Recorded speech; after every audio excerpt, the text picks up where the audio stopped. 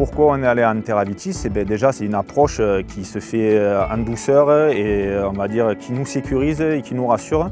Dans le sens où on a quand même des pratiques conventionnelles, mais on va dire limitées, surveillées donc par Terra Vitis, et des produits biologiques qu'on utilise et qui nous rapprochent en fait de cette culture biologique.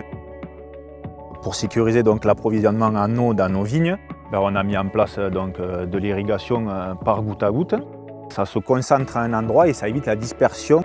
On arrose aussi plutôt la nuit et ça nous permet de limiter l'évaporation, aussi de contrôler s'il y a des zones qui s'arrosent plus ou moins bien.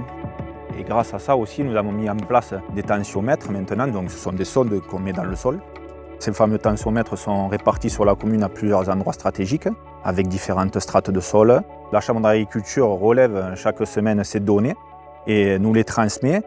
Nous, après, il suffit de lire les données et de savoir quand est-ce c'est le meilleur moment de pouvoir arroser.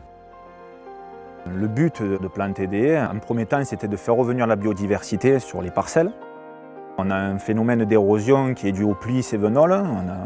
On est un peu impacté aussi sur la commune. Ces haies, en fait, nous stabilisent les sols, donc évitent ce phénomène d'érosion. C'est vrai qu'au niveau paysager, les haies apportent quelque chose.